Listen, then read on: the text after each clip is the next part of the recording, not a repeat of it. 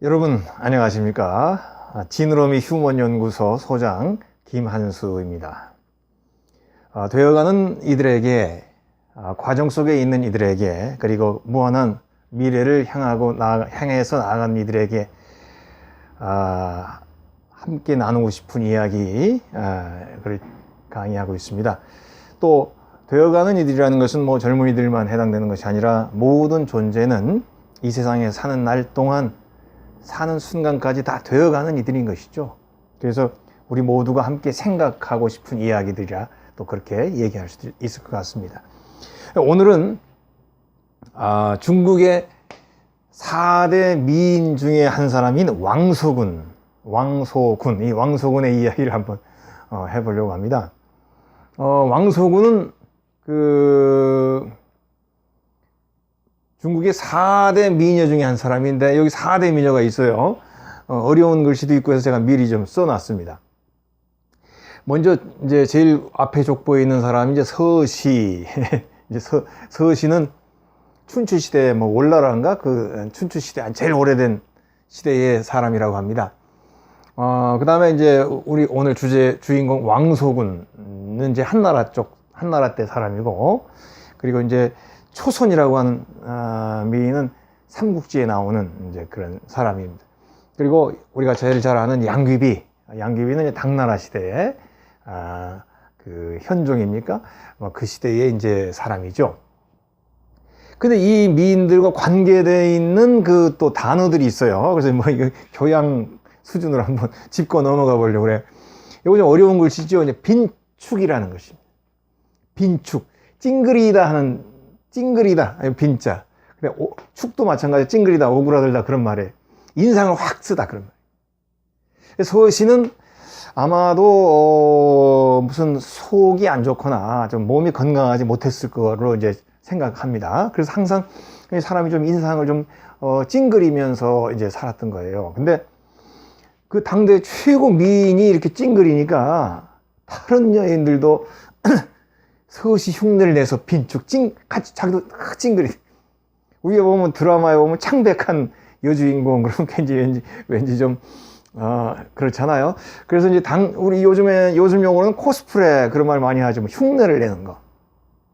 그 당시에 수많은 여인들도 서시의 흉내를 내서 똑같이 이렇게 찡그리었다고 합니다. 그게 빈축. 우리가 빈축을 산다, 그런 말 하죠. 좀 꼴불견 이런 거 할 때 남들이 빈축을 산다 그런 말 하는데, 바로 여기서 유래된 말이래요. 빈축.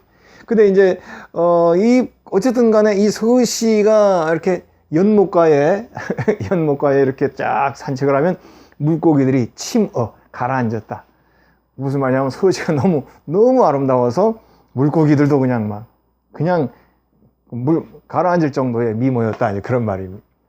그 다음에 이제 오늘 주인공으로 얘기할 이제 왕소군이라는 사람은 한나라 때 사람인데, 기러기 떼들이 이제 떨어졌다, 그런 말입니다.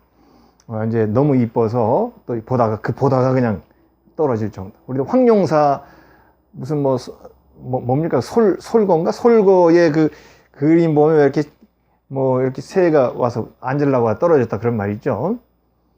그 다음에 이제 그 초선이라고 하는 사람은 폐월인데, 폐월은 폐가 문을 닫았다, 그런 말이죠. 달이 너무 이제 소선이 이쁘니까 달도 수집어서 이렇게 자기의 모습을 가렸다, 그런 뜻입니다.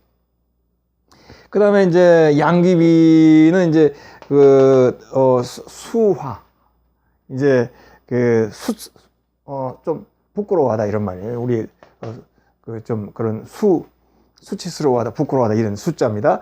그래서 꽃도 양귀비가 너무 이쁘니까 꽃도 자기를 부끄러워하더라, 이런 재밌죠. 근데 미인이라고 하는 것은 기준이 있는 것이 아닙니다. 어떤 그 시대에 맞는 문화 코드, 그리고 그 시대의 어떤 흐름의 어떤 이제 그런 미인이라는 게 형성이 되는 것이지, 딱 정해져서 이것이 미인 이런 거는 사실 없는 것이에요. 그래서 우리가 이제 서양의 그 미술품 같은 거 보면 그 비너스 상이 여러 시대별로 이렇게 있는데, 어느 시대에는 비너스 상이 이렇게 아주 뚱뚱하고 눈사람처럼 생긴 비너스 상도 있고, 우리가 잘 알고 있는 그런 아주 8등신의 비너스상도 있죠. 시대별로 이제 이렇게 미라고 하는 것은 시대의 문화 코드와 관계에 있어서 변화하고 기준이 자꾸 이제 바뀌는 것이죠. 그래서 결국 뭐 이런 우리가 이제 뭐 좋아하고 또 뭐 화제에 오르긴 하지만 여기에 이렇게 많이 집착할 필요는 없으리라 그렇게 봅니다. 역시 사람은 내면과 외면이 함께 조화가 돼야지 겉만 아름다우면 뭐 큰 의미가 없는 것이죠. 근데 어쨌든 이제 우리가 오늘 주인공으로 삼을 사람은 이제 왕소군이라는 사람입니다. 그래서 이제 뭐 다른 미녀에 대해서는 이제 재미로 이제 얘기한 거고요. 이 왕소군의 이야기만 해도 굉장히 생각할 부분들이 굉장히 좀 많이 있어요. 왕소군은 한나라 때의 사람이라 그랬습니다. 한나라 때 사람. 이 한나라 때에 북방에 흉노족이 있었습니다. 그 흉노족이라고요. 북방의 기마민족이죠. 우리 한국의 한반도에 있는 민족들은 이 기마민족과 연관이 있습니다. 이 중국 본토의 민족들과 연관이 있는 것이 아니고 우리는 더 북쪽에 있는 기마민족들과 관계가 있는데 오히려 흉노도 우리와 관계가 있는 것으로 요즘에 연구되어지고 있죠. 이 흉노는 워낙 강합니다. 그래서 서양에도 우리 훈스라고 서양 역사에 훈스라는 말이 나와요. 훈스. 이게 이제 같은 흉노를 뜻하는 말이고 헝가리라는 나라도 사실은 이 흉노족하고 좀 관계가 있다. 그런 이제 얘기를 좀 하죠. 흉노족의 힘이 그렇게 강하니까 서양에까지 힘을 미친 것이고 또 우리가 서양사를 배울 때 게르만 민족이 이동하게 되면서 로마가 멸망한다 그런 얘기가 있죠. 그 게르만족도 이 흉노족 때문에 이동을 하게 된 겁니다. 그래서 이 흉노족의 어떤 힘이나 이런 건 대단했기 때문에 늘 중국에서는 뭐 만리장성을 쌓는다거나 또 늘 그 흉노에 대한 염려를 하면서 중국의 그런 역사 자료들에 보면 흉노족은 정말 흉악하고 무섭고 그렇다는 이제 이야기들을 이제 많이 하죠. 그래서 이제 한나라 때 이제 나라가 제일 엠파이어, 강대국, 제국이었으니까 이때는 흉노족을 이제 잘 컨트롤을 했지만 흉노족이 워낙 강하니까 흉노족하고 형제 관계를 맺습니다.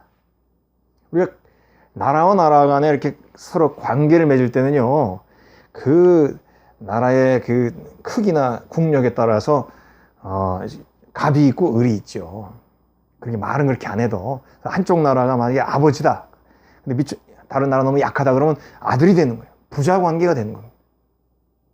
근데 좀 비슷비슷하다 그럴 때는 형제 관계를 하는데 사실은 이 한나라 때는 흉노랑 이제 자기들의 나라가 안전하기 위해서 화친을 하면서 형제 관계를 맺다.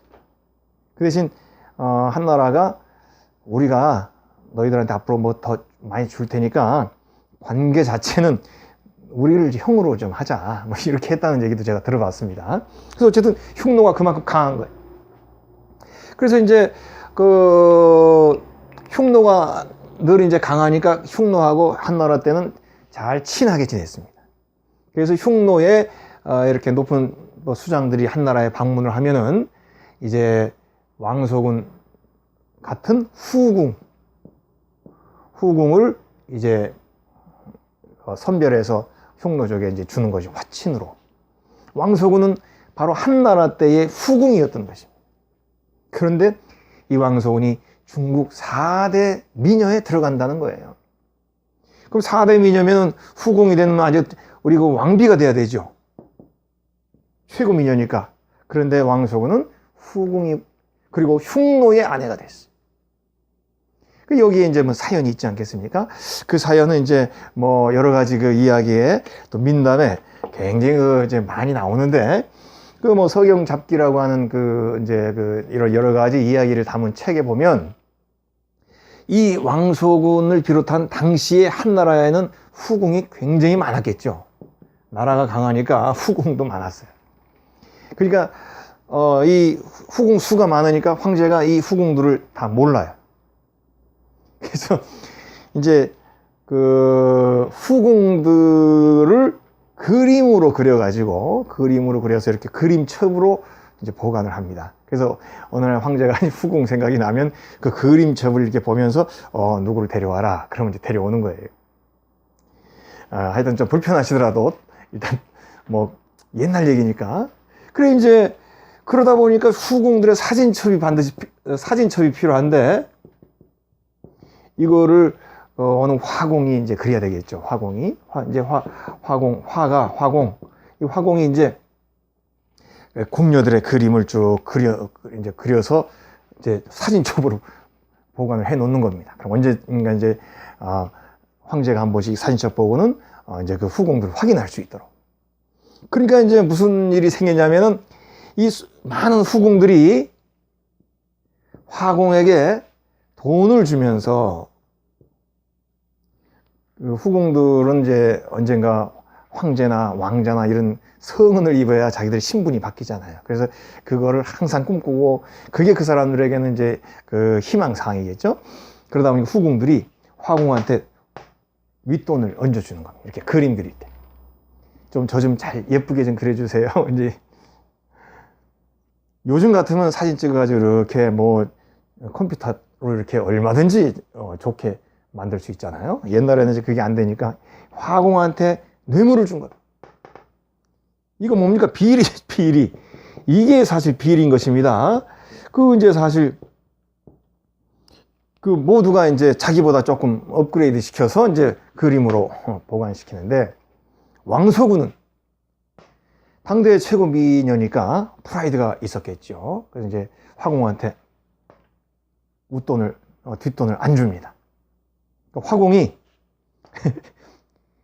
그저 그렇게 그려준 거죠. 다른 사람은 돈을 받아가지고 조금 더 이쁘게 그려주고 좀 이렇게 돈을 주니까 화공이 나쁘긴 하지만 또 돈 앞에 또 사람이 그래서 이제 다른 후궁들은 이쁘게 그려주고 왕서구는 실제보다도 좀 처지게 그저 그런 사람으로 그려 놓은 거예요. 그러니까 황제가 사진첩을 볼 때마다 왕서구는 눈에 띄지가 않습니다. 그러니까 이제 어느 날 이렇게 흉노에 이렇게 높은 사람들이 오면은 친하게 지낼 요령으로 이제 후궁들 몇 사람 이렇게 주고하면 서로 관계가 좋아지는데 이제 황제가 후궁 몇 사람을 이제 이렇게 지명을 했겠죠. 이렇게 사진첩이나 이런 거 보고 자 이런 아이들 몇 보내라. 그래서 이제 이 흉노의 이제 그 흉노의 그 수장을 선우라 그렇게 부릅니다. 선우. 이 선우랑 이제 내일 이제 선우가 돌아가는 날에 그래가지고 이제 돌아갈 때 지명한 후궁들을 이제 같이 보내주면서 이제 선우를 잘 보내고 이제 작별을 하는 순간에 그 후궁들 틈에 가게 되는 왕서군을 황제가 보게 된 거예요. 세상에 황제가 한순간에 간 겁니다. 상사병이 걸릴 정도로 간 거예요. 그렇지만 이미 국가와 국가 간에 이미 이제 뭐 약속을 했으니까 어쩔 수 없이 보내죠. 보내고는 왕은 이 황제는 이 왕서군의 생각에 그냥 뭐 상사병이 날 정도가 된 거죠. 상사병이 나다 보니까 어떻게 됩니까? 분노가 화공의 목을 베라. 하여튼 폭군으로 변한 거죠. 화공, 너 인마 정식으로 똑같이 그렸어야지 왜 그림을 엉성하게 그려가지고 내가 한 번도 이 사람을 인지하지 못하겠느냐. 화공의 목을 칩니다. 이런 얘기. 근데 왕서군은 이제 뭐 흉노족 북방 지역으로 간 거죠. 북쪽으로 간 겁니다. 이제 북쪽 지역으로 가서 흉노의 그 왕이 얼마나 잘해줬겠어요. 미인이니까 잘해주고 좋은 대우를 받으며 살지만 그러나 자기는 항상 그 남쪽에 있는 자기 나라, 자기 땅이 생각이 나죠. 정말 이 북쪽에 와가지고는 기마민족이니까 그 안정되고 이런 삶이 아니잖아요. 기마민족은 늘 변화무쌍한 삶을 살지 않습니까? 그래서 남쪽의 생활이 항상 그립고 뭐 이제 흉노가 잘해줬겠지만은 평생 아쉬운 삶, 고향을 그리워하는 삶, 그런 삶을 살게 돼요. 그래서 이제 그 왕서군이 한 그 유명한 말이 있습니다. 봄이 되었는데 이제 북방에 봄이 왔어요. 그렇지만 왠지 그 남방의 봄하고는 좀 봄 분위기가 다르겠죠? 그래서 왕서군이 한 유명한 말 중에 춘래 불사춘, 봄은 왔는데 봄 같지가 않구나, 이런 말, 유명한 말 들어보셨죠? 봄은 왔어요. 봄은 왔는데 똑같지가 않아. 봄하고 똑같지가 않아. 이제 봄은 왔으나 봄 같지가 않다. 그래서 우리가 봄에 이렇게 날씨가, 봄인데도 날씨가 춥고 꽃샘추위가 오고 그러면 뉴스에 뭐라고 나옵니까? 출래 불사춘이라, 날씨가 춥습니다. 그렇게 얘기하지만 사실 본래 의미는 그것이 아니죠. 봄은 왔지만, 북방 지역의 흉노의 지역의 봄은 왔지만 내 고향의 봄하고는 다르구나. 이렇게 고향을 그리워하는 마음이 이제 이 출래 불사춘이라는 말 안에 이제 들어가 있는 겁니다. 제가 이제 학교에서 학생들과 이제 이런 얘기를 쭉 하면서 그 수업을 하다 보면 어느 학생이 그런 아이디어를 저한테 준 적이 있어요. 이렇게요, 여기 후궁하고 왕소군하고 또 황제, 그리고 이제 이런 화공 이렇게 있지 않습니까? 그럼 이런 사람 중에 누가 제일 나쁜 사람일까요? 이런. 그러면 이제 설문조사. 그러면 화공이 나쁘다는 사람이 그래도 좀 제일 많이 나옵니다. 화공이. 그러니까 황제도 나쁘죠. 황제도 뭐 막강한 권력으로 사람을 죽이고 자기 마음대로 수많은 후궁을 뒀으니까 황제가 나쁘다, 뭐 이런 사람도 있고, 때로는 후궁들이 나쁘다, 그렇게 얘기하는 사람들도 있어요. 결국은 평등하게 모두가 다 평등해야 되는데 결국은 이제 몇 사람이 그 룰을 안 지키고 자기만을 위해서 비리를 야기시켰기 때문에 후궁들이 문제다, 뭐 이런 여러 가지 다양한 의견들이 나와서 아주 좀 뭐 재밌게 얘기한 것 같아요. 어쨌든 간에 화공이 만약에 화공이 후궁들이 돈을 줘도 뭐 돈은 받으면서도 그냥 똑같이 그랬으면 이런 문제가 안 생겼지만, 또 화공 입장에서 또 돈 주는데 굳이 일부러 못생기게 그리기도 좀 그렇잖아요. 그러니까 이제 모두가 이제 막 이렇게 엮여 있는 거예요. 그래서 이 왕소군의 이야기 하나만 보더라도 이 미녀 이야기지만 모든 삶의 자리에는 비리가 있다 하는 것이 사실은 공통적으로 우리가 생각할 수 있는 어떤 주제가 되는 거예요. 인간이 있는 자리에는 항상 여러 형태의 비리가 있다. 그래서 이제 뭐 그런 거에 대해서 우리가 이제 좀 생각을 좀 해보는 거예요. 왕소군은 비리의 희생양이 된 거죠. 비리만 없었다면 왕소군은 황제의 눈에 반드시 들었을 것이고, 그리고 이제 왕비가 황제의 부인이 될 수도 있었지 않겠습니까? 그런데 이제 그런 비리 때문에 왕소군은 저 북방의 흉노의 이제 그 부인이 된 것이죠. 그래 이제 그런 좀 아쉬움의 이야기지만은 각도를 좀 달리해서 제가 이제 얘기하려고 하는 주제는 여기서부터가 이제 핵심입니다. 각도를 바꿔 생각. 2000년 전의 여인인데 우리가 역사를 공부하면서 어느 황제의 부인, 어느 황제의 왕비가 이름이 뭐였다라고 이렇게 아는 사람 별로 없습니다. 아주 유명한 몇몇 사람 외에는. 황제의 부인이 누구이든, 누가 장희빈 이런 유명한 인현왕후 이런 유명한 어떤 사건이 있는 사람만 알지, 뭐 그 부인을 아는 사람이 누가 있습니까? 별로 없어요. 그런데 왕소군이라는 이름은 중국의 역사 내내 사람들에게 아쉬움으로 기억이 되고, 항상 왕소군의 이야기는 굉장히 많이 등장합니다. 뭐 이렇게 무슨 연극이라든지 무슨 뭐 우리로 얘기하면 뭐 소설이라든지 뭐 이런 뭐 판소리 같은 거, 우리 한국으로 얘기하면 이런 모든 데에 왕소군의 이야기가 계속적으로 등장하는 거죠. 그래서 이제 저도 그 고문진보라는 그 책이 있는데, 고문진보는 이제 옛날에 좋은 글들만 모은 거거든요. 그래서 이제 하루에 이제 한 편씩 저도 쓰는데 이태백이가 지은 왕소군에 대한 시가 있더라고요. 그 시인은 저 달을 보고 아름다움을 볼 때는 반드시 왕소군 생각이 나는 거예요. 아쉬운 왕소군, 그 마음 평생 아쉽게 출래 불사춘하면서 살았던 그 왕소군의 모습, 참 생각하기가 참 여러 가지 주제가 있죠. 그래서 왕소군은 뜻을 이루진 못했으나, 뭐 왕비가 되지는 못했으나 2000년이 넘는 시간 동안 사람들의 가슴에는 살아남아 있는 그런 의미 있는 미인으로 이제 기억이 되는 존재죠. 그래서 이런 거를 좀 의미 있게 다시 생각을 해보면, 결국은 남이 나를 알아주지 못, 내가 이제 실력을 갖추고 있지 않습니까? 왕소군도 그의 최고의 미인으로서의 미모를 갖추고 있었지만 남들이 알아주지를 않는 거죠. 뭐 주변에서는 알아줬겠지만 그 황제의 눈에 띌 수 있는 기회는 없었던 겁니다. 공자도 마찬가지죠. 그 속에 깊은 사상이 들었지만 자기를 사용해주는 왕이 없었어요. 그렇지만 남이 나를 알아주지 않지만 꿋꿋하게 나의 자리를 지키고 그리고 나의 삶을 내가 살던 그 삶을 살아나가고 나의 삶을 잘 이끌어낸 그런 사람들은 결국은 이런 왕소군처럼 왕은 몰랐던 것 같지만 모든 사람이 다 알게 되는 그런 아름다운 역사의 미담, 그런 얘기로 남게 된다는 것이. 그래서 저는 간혹 내가 억울한 일을 당하거나 내가 갖고 있는 가치가 제대로 남들에게 평가되지 않을 때가 우리가 얼마나 많이 있습니까? 사실 우리 역사상 위대한 책도 그렇습니다. 프로이트의 책 꿈의 해석 있죠. 우리가 역사적으로 얼마나 위대한 책입니까? 별로 팔리지가 않았어요. 프로이트가 이거 책 내놓고 얼마나 실망을 많이 했는지 몰라요. 내 깐에는 인생의 역작을 만들어냈는데 아무도 안 사는 거예요. 뭐 몇백 개밖에 안 팔리는 거예요. 우리가 영문학사에서도 가장 위대한 소설 중에 하나인 그 모비딕이라고 하는 소설이 있습니다. 모비딕.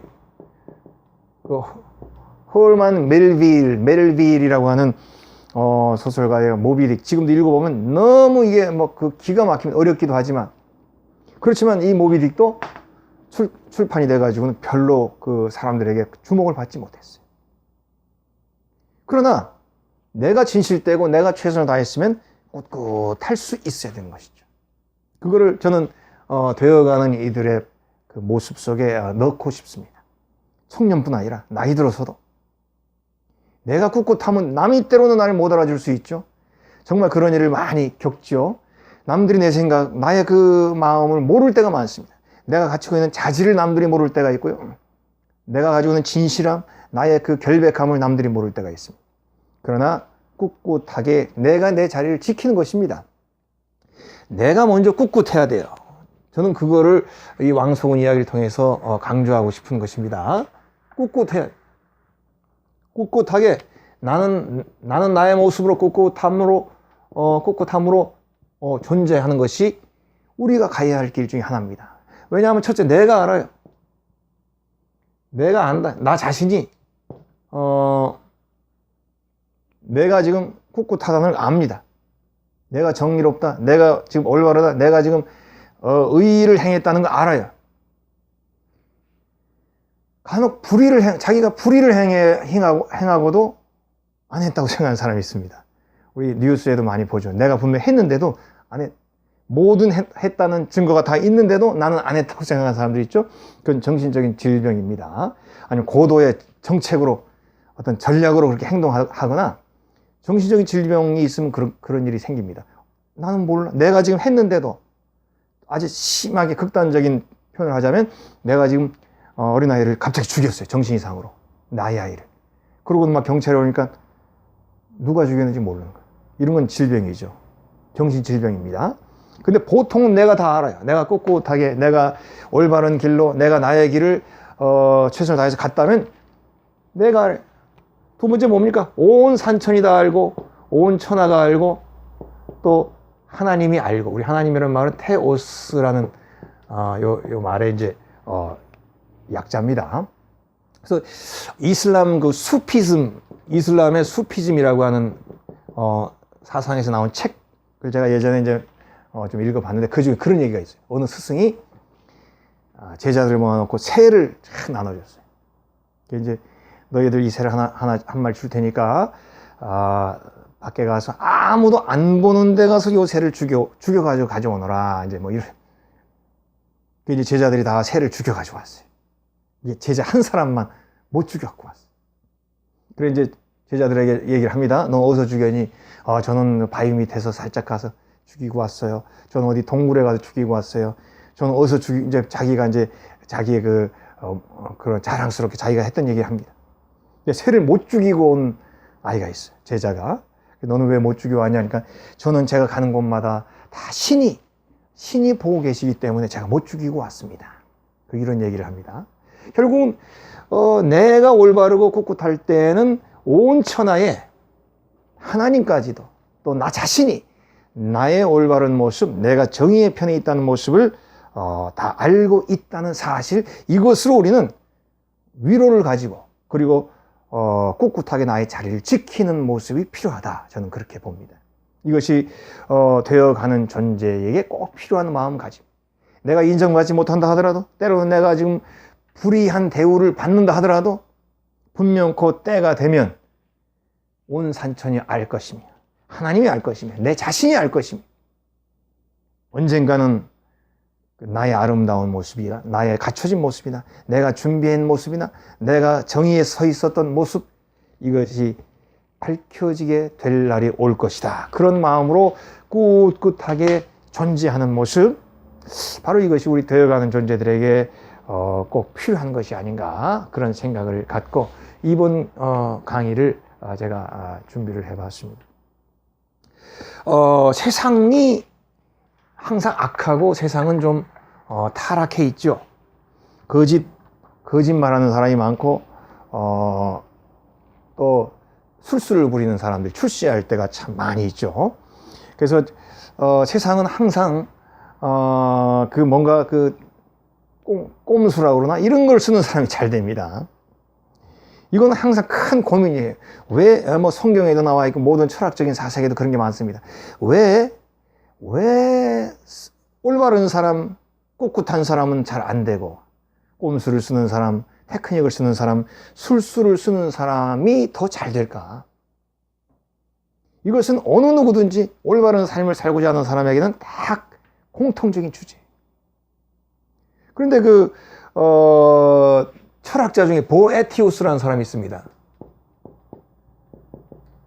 이 사람은 한 5, 6세기경 이렇게 6, 7세기인가 5, 6세기경 이제 그 사람인데 철학자이면서도 정치가였어요. 그래서 이제 정말 좋은 일들을 많이 했는데 어느 날 모함을 받아가지고 감옥에 들어갔어요. 그러니까 이제 얼마나 자기가 고민이 되겠습니다. 내가 올바르게 나라를 이끌려고 그랬고 정말 정직하게 이렇게 일을 수행을 했는데 나는 감옥에 있고 간신들은 잘 되고요. 이거를 감옥에서 깊은 사색을 한 것입니다. 그래서 이제 그 사색으로 책을 낸 것이 철학의 위안이라는 유명한 책이 있습니다. 그래서 이 사색에서 그런 얘기를 하는 것입니다. 악인이 지금 잘 되는 건 맞아. 나 같은 정의의 편에 서 있는 사람은 잘 안 되는 게 맞아. 그러나 악인이 잘 되는 그 모습, 아까 얘기한 비리나 불의가 잘 되는 모습은 언젠가는 거짓인 것이라고 드러나게 될 것이다. 그리고 내가 지금 이런 악인의 모습으로 내가 손해를 보는 것 같지만 언젠가 내가 내 자리를 지켰을 때 언젠가 혹시 만약 내가 죽더라도 나의 올바른 모습은 온 천하가 알고 하나님이 알고 있고 결국 언젠가는 나의 올바른 모습이 드러나게 될 것이다. 이런 확신을 바로 이 철학의 위안이라는 책에 기록을 합니다. 그래서 우리가 이유 없는 그러한 불행이라든지 또는 악한 이들을 통해서 내가 스트레스를 받고 어려운 경우를 당하는 경우들 참 많죠. 또 나는 정말로 성실하게 준비했는데 이렇게 교묘한 술수를 쓰는 사람들, 또 꼼수를 쓰는 사람들이 더 잘 되는, 화공에 돈을 주고 살짝 웃돈을 줘가지고는 그림을 잘 나오게 해서 했던 그 사람들이 더 잘 되는 것처럼 그런 내용들이 정말로 우리 일상의 삶에서 많이 있지만은, 그러나 올바른 자는, 정의의 자는, 선한 영역에 있는 자는 언젠가는 그것이 드러나게 될 것이고, 지금 악한 사람들이 지금 잘 되는 것 같아요. 그러나 그것은 진정으로 잘 되는 게 아닌 것이죠. 악한 사람이 지금 잘 먹고 잘 사는 것 같아. 그러나 그것이 진정한 행복이 아니라는 겁니다. 왜냐하면 그 악인은 정신병자가 아니라면 내가 어떻게 이 자리에 왔다는 걸 자기도 알아요. 절대로 진정한 행복을 얻을 수 없을 것입니다. 그렇죠? 분명 내가 이런 좋은 행복한 일을 이제 하는데 내가 이제 어떻게 살았다는 걸 알지 않습니까? 어떻게 해서 이 자리에 왔다는 걸 자기는 아는 거예요.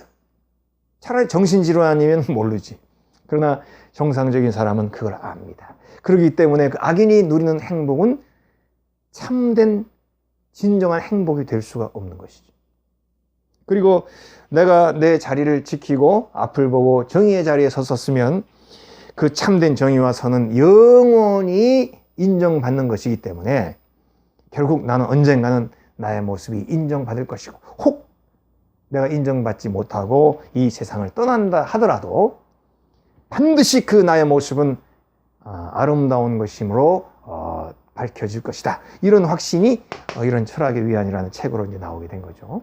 왕소군도 그 아쉽고 답답하고 속은 느낌의 그 배신감에 그 비리로 인해서 받는 그 피해에 대한 그 마음이 있었겠지만, 그러나 그것으로 인해서 오히려 왕소군은 더 중국 사람들의 가슴에, 중국 사람들의 그 서정적인 장면에 영원히 남게 된 것이죠. 그래서 세상이 나쁘다고 타락한 세상이 거짓말한다고 그것만 한탄하거나 아우 살맛이 없어 이렇게 생각하지 마세요. 세상에 거짓말 잘하는 사람들이 더 잘 되는 거 보고 너무 부러워하거나 억울해하지 마세요. 언젠가는 나의 그 올바른 모습이 드러나게 될 것이라는 소망 속에서 각종 비리와 불의의 유혹을 우리는 이겨내야 됩니다. 정말로 그것이 되어가는 이들에게 꼭 필요한 일이라 그렇게 생각합니다. 어려서부터 그런 마음을 가져야 되는 것이죠. 정말로 내가 손해를 보더라도 내가 나의 자리에 이렇게 꿋꿋하게 서 있는 그 모습이 결국은 나를 참된 의미 있는 존재로 만들어주게 될 것이다. 내 자신이 나를 알기 때문에 나는 항상 떳떳하고 내 자신에 대한 아주 뿌듯함, 또 자존감이란 말을 제가 자주 씁니다. 자존감은 뭡니까? 자존감은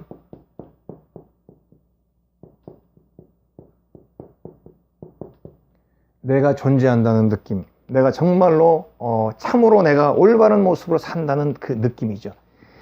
돈보다도 권세보다도 이 자존감이 우리들에게는 더 필요한 것이죠. 자만감은 안 되겠죠. 교만한 마음, 자만한 마음은 남을 무시하는 것입니다.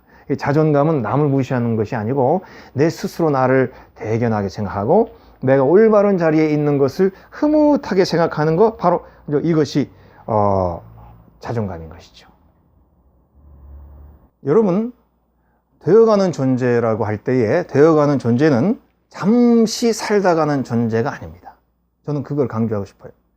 내가 50년을 살든 100년을 살든 잠시 살다가는 존재가 아닌 거예요. 내 존재는 영원히 남는 것입니다. 그래서 내가 정의롭고 아름다운 삶을 살았다면 그것은 결코 이 땅에 묻혀버리거나 사장되지 않는 것입니다.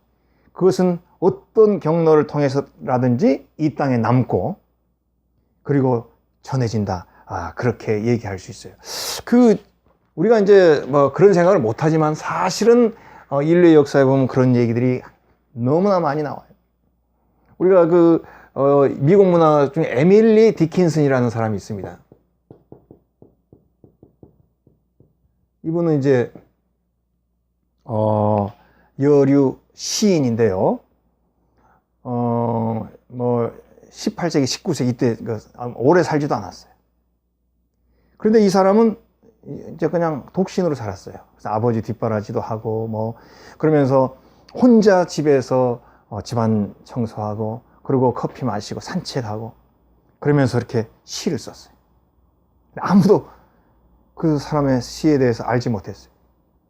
그래 이제 우리처럼 이렇게 문예 잡지에 내지도 않고, 그리고 시를 쓰다가 다락방에서 이렇게 시를 쓰고 하다가 다락방에 자기가 쓴 글들을 이런 거 이제 그냥 남겨놓고 세상을 떠났습니다. 아무도 몰랐어요. 그런데 세월이 많이 지나서 이제 그분의 다락방을 정리하다가 이분의 남겨놓은 시집이 발견이 돼서 그 시가 얼마나 아름다운 시인가, 이제 정말 19세기를 대표할 수 있는 그런 훌륭한 시인이 된 것이죠. 반드시 아름다운 모습, 소중한 모습, 정의의 모습은 남겨지게 되고 빛을 보게 된다. 이런 믿음을 가지세요. 그러면 그 초월의 마음을 갖게 됩니다. 그러면 이제 그 조급함, 내가 뭐 얼마 산다고, 아이고 내가 억울한 거, 나 죽으면 끝 아니야, 이런 그 조급한 마음을 우리가 이겨낼 수 있어요. 옳은 일, 아름다운 일, 소중한 일은 결국 언젠가는 빛을 보게 된다. 그래서 되어가는 이들은 왕소군의 이야기가 1차적으로 그의 생에는 아쉬웠을지 몰라도 그의 존재가 영원히 사람들에게 아름다운 이야기로 남게 되는 것처럼 우리들도 어떠한 어려움 속에서도 그 보에티우스의 철학의 위안에 나왔던 책처럼, 그 책의 내용처럼 우리가 어떤 일, 불의를 당하고 또는 내 자신의 능력이 인정받지 못하는 그런 답답한 삶을 산다 하더라도 그 자리를 지키고 그리고 꾸준히 나의 모습을 유지해가고 나의 그 모습을 이제 지키고 꿋꿋한 삶을 살게 되면 그것만으로도 우리의 존재는 소중한 존재가 되는 것이고 영원히 남게 되는 존재가 되는 것이라 저는 그렇게 얘기하고 싶어요. 이 땅에 자기의 뜻을 이루지 못하고 성공하지 못해 보이는 사람들이 얼마나 많이 있습니까? 그러나 그것을 가지고 패배의식을 가지면 안 됩니다. 내가 올바른 길을 걸어왔고 노력하는 삶을 살아왔고 꾸준히 나의 자리를 지켜왔다면 나는 꿋꿋한 것이고 나는 자랑스러운 존재인 것이고 나는 영원히 자랑스러운 모습, 떳떳한 모습으로 이 땅에, 이 역사에 또 내 마음속에 남게 될 것이라 그렇게 얘기하고 싶습니다. 오늘 강의는 여기에서 마치도록 하겠습니다. 고맙습니다.